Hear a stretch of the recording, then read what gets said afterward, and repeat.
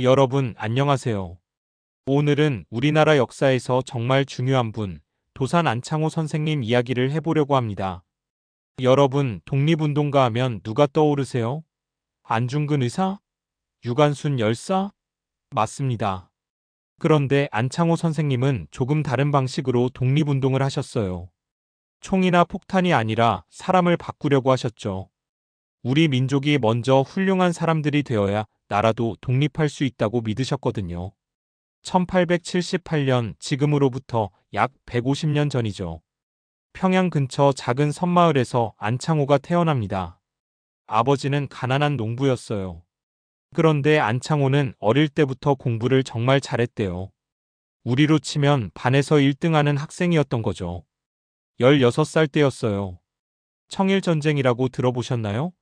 청나라와 일본이 전쟁을 한 건데요. 문제는 그 전쟁터가 바로 조선 땅이었다는 거예요.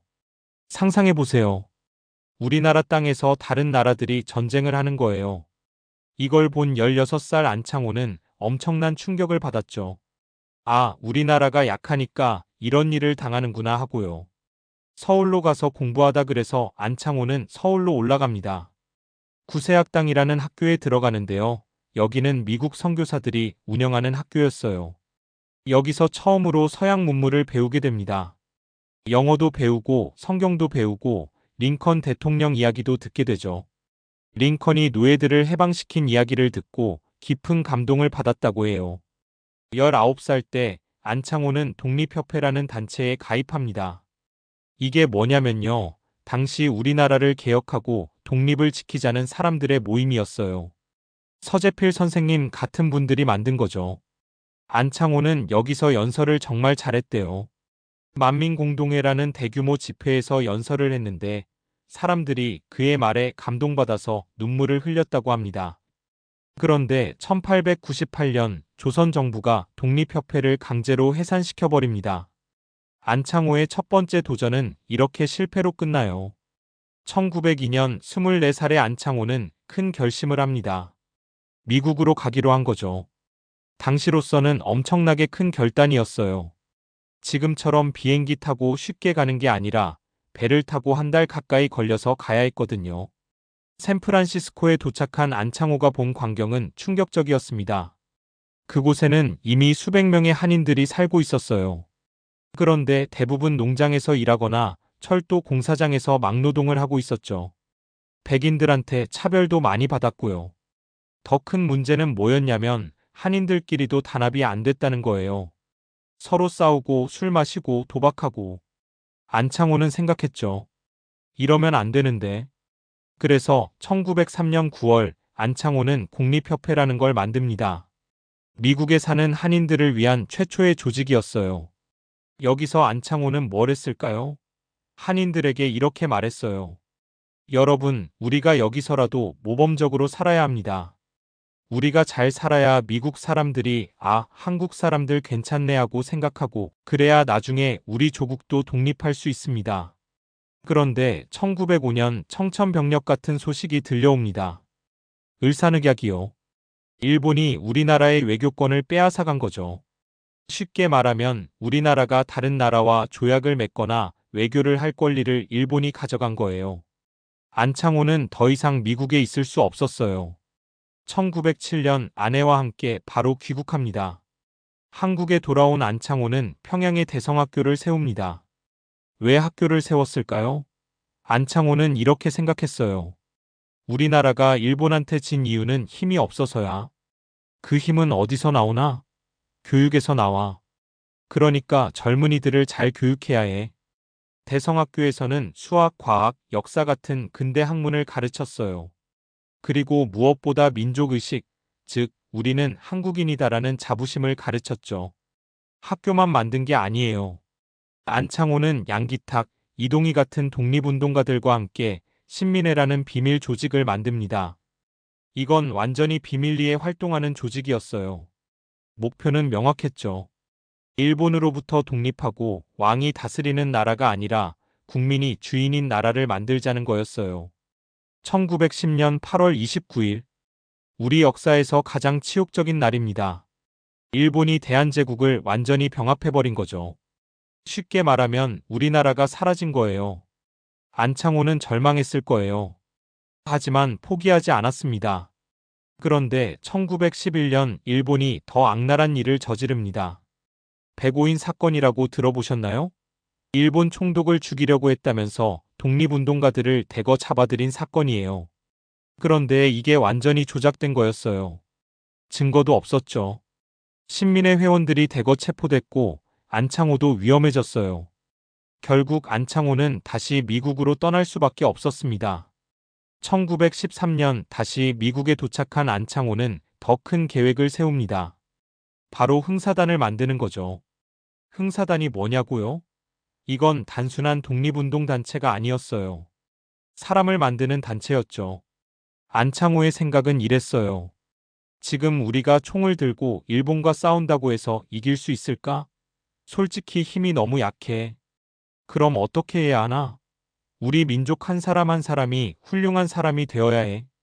정직하고 성실하고 실력 있는 사람들이 많아지면 그때는 반드시 독립할 수 있어.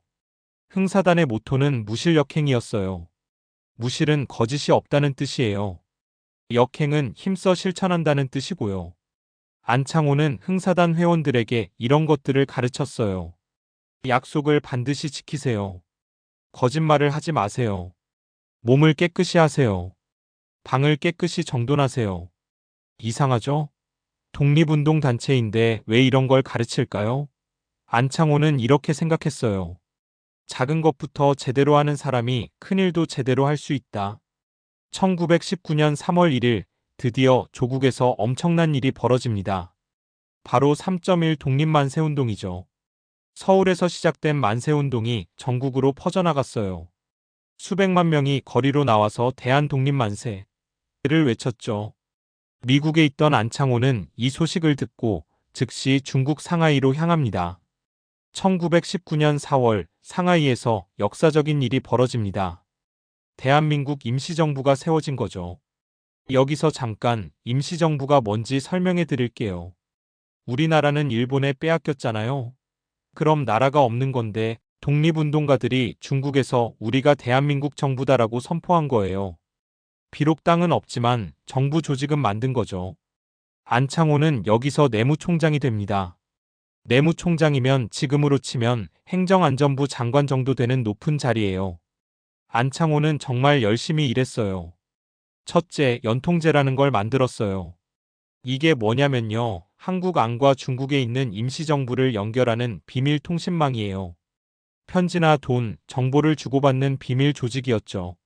마치 스파이 조직 같은 거예요. 둘째, 독립신문을 만들어서 독립운동 소식을 전했어요. 셋째, 전국 곳곳에 임시정부 연락원을 두었어요. 그런데 문제가 생깁니다. 임시정부 안에서 의견이 갈리기 시작한 거예요. 이승만은 미국에 가서 외교로 독립을 얻어내자고 했어요. 이동희는 무장투쟁을 해야 한다. 총을 들고 싸워야 한다고 했어요. 안창호는 우리 민족의 실력을 먼저 키워야 한다고 했어요. 세 사람 다 독립을 원하는 것 같은데 방법이 달랐던 거죠. 게다가 돈도 없었어요. 임시정부를 운영하려면 돈이 필요한데 우리나라는 일본이 차지하고 있으니 세금을 거둘 수도 없었죠. 해외 동포들이 보내주는 돈으로 버텼는데 그것도 점점 줄어들었어요. 결국 1923년 안창호는 임시정부를 떠납니다. 마음이 정말 아팠겠죠. 임시정부를 떠났지만 안창호는 포기하지 않았어요. 1926년 중국 베이징에 동명학원이라는 학교를 세웁니다. 여기서는 독립운동가들의 자녀들과 중국에 사는 한인 아이들을 가르쳤어요. 안창호 선생님이 학생들에게 가르친 내용을 들어보면 놀라워요. 여러분, 아침에 일어나면 세수를 깨끗이 하세요. 방을 항상 정리정돈하세요. 거리에 쓰레기를 버리지 마세요. 약속 시간을 꼭 지키세요. 거짓말을 절대 하지 마세요. 이상하죠? 독립운동가의 자녀들을 가르치는데 왜 이런 걸 가르칠까요? 안창호의 철학은 이랬어요. 독립된 나라를 만들기 전에 먼저 독립된 인격을 가진 사람을 만들어야 한다. 개인이 바뀌어야 민족이 바뀐다. 안창호는 민족계 조론이라는 사상을 주장했어요. 쉽게 설명하면 이래요. 우리 민족이 일본한테 나라를 빼앗긴 이유가 뭘까? 힘이 없어서? 맞아. 그런데 왜 힘이 없었을까? 우리 민족에게 문제가 있었기 때문이야. 거짓말을 너무 많이 했어. 약속을 안 지켰어. 서로 단합하지 못했어. 이런 나쁜 습관들 때문에 나라가 약해진 거야. 그러니까 이제부터 우리 민족을 새롭게 만들어야 해. 정직하고 성실하고 단합하는 민족으로 말이야. 그러면 반드시 독립할 수 있어. 안창호는 중국과 미국을 오가며 강연을 많이 했어요. 그의 강연을 들으면 사람들이 눈물을 흘렸대요. 한 청년이 안창호의 강연을 듣고 이렇게 말했어요. 선생님 말씀을 들으니 제가 먼저 바른 사람이 되어야겠다는 생각이 들었습니다. 나라를 위해 죽는 것보다 나라를 위해 올바르게 사는 게 더 중요하다는 걸 깨달았습니다. 1932년 4월 29일 상하이 훈커우 공원에서 엄청난 사건이 벌어집니다. 일본 천장절 기념식이 열리고 있었어요. 일본 왕의 생일을 축하하는 행사였죠. 여기에 일본군 고위 장성들이 다 모여 있었어요. 바로 그때 윤봉길 의사가 단상을 향해 폭탄을 던집니다. 여러 일본군 장성들이 죽거나 다쳤죠. 이 사건은 전 세계의 뉴스로 퍼졌어요. 중국의 장제스도 한국인들의 독립의지가 대단하구나라고 감탄했다고 해요.